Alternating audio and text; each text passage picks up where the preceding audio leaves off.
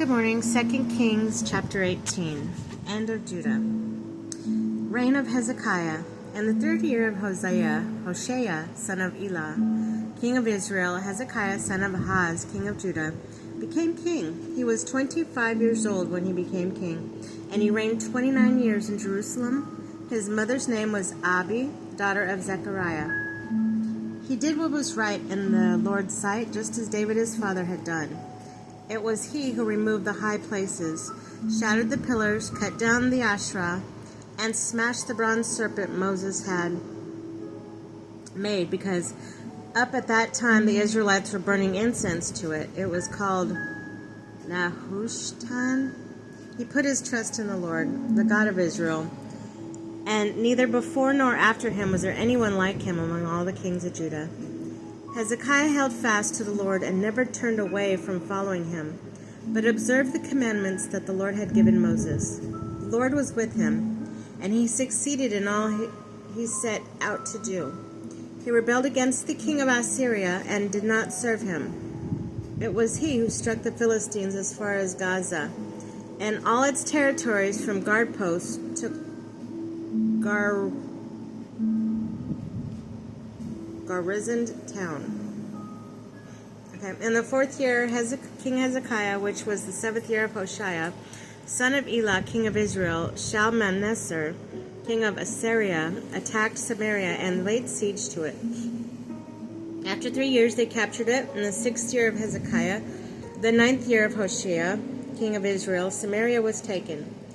And the king of Assyria then deported the Israelites to Assyria and led them off to Halah and Habor, the river of Gozan, and the cities of Medes. This happened because they did not obey the Lord their God, but violated his covenant.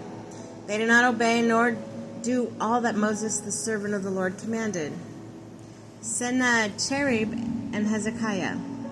In the 14th year, King Hezekiah, Sennacherib, king of Assyria, attacked the fortified cities of Judah and captured them. Hezekiah, king of Judah, sent this message to the king of Assyria, Lachish: I have done wrong, leave me, and whatever you impose on me I will bear. The king of Assyria exacted 300 talents of silver and 30 talents of gold from Hezekiah, king of Judah. Hezekiah gave him all the funds there were in the house of the Lord and in the treasures of the king's house. At that time, Hezekiah removed the nave doors and the uprights of the house of the Lord, which the king of Judah had ordered to be overlaid with gold, and gave them to the king of Assyria. The king of Assyria sent the general, Lord Chamber, and the great commander from Lachish with a great army to King Hezekiah in Jerusalem. They went up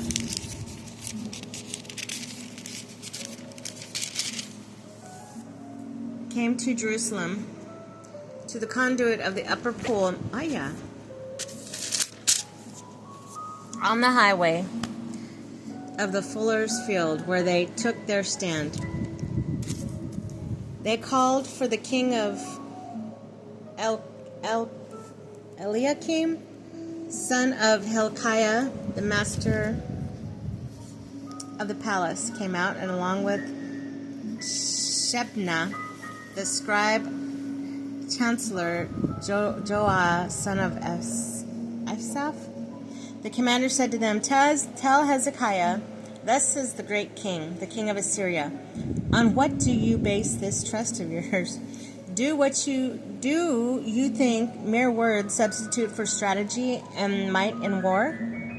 In whom then do you place your trust, that you rebel against me?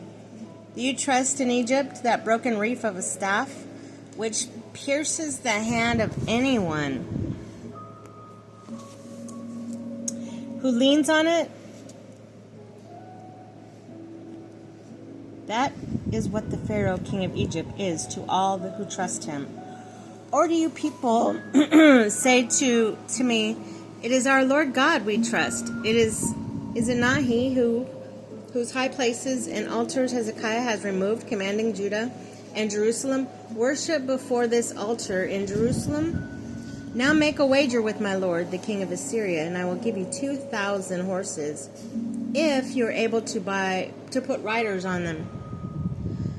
How then can you turn back even a captain, one of the least servants of my Lord, trusting as you do in Egypt for chariots and horses? Did I come up to destroy this place without the Lord? The Lord himself said to me, go up and destroy that land. Then Eliakim, son of Hilkiah, and Shebna, and Joah said to the commander, please speak to your servants in Aramaic. We understand it. Do not speak to us in the language of Judah within an earshot of the people who are on the wall. But the commander replied, was it your Lord and to you that my Lord sent me to speak these words? Was it rather to those sitting on the wall who with you will have to eat their own excrement and drink their own urine? Then the commander stepped forward and cried out in a loud voice in the language of Judah, listen to the words of the great king of Assyria. Thus says the king, do not let Hezekiah deceive you, for he cannot rescue you from my hand. And do not let Hezekiah induce you to trust in the Lord, saying, the Lord will surely rescue us, and the city will not be handed over to the king of Assyria. Do not listen to Hezekiah, for thus says the king of Assyria, make peace with me and surrender to me. Eat, each of you, from your vine, from your own fig tree. Drink water, each from your own well, until I arrive and take you to a land like your own, a land of grain and wine, and a land of bread and vineyards, a land of rich wine and a land of bread and vineyards, a land of rich olives and honey. Live and do not die. And do not listen to Hezekiah when he would entice you by saying, the Lord will rescue us. Has any of the gods of the nations ever rescued his land from the power of the king of Assyria?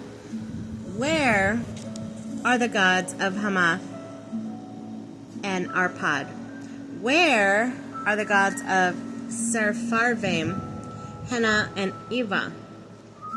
Do they indeed rescue Samaria from my power? Which of the gods for these lands will ever rescue his land from my power? Will the Lord then rescue Jerusalem from my power? But the people remained silent and did not answer at all, for the king's command was, do not answer them. Then the master of the palace, Eliakim, son of Hilkiah, Shebna the scribe, and the chancellor Joah, son of Asaph, came to Hezekiah with their garments torn, and reported to him the words of the commander.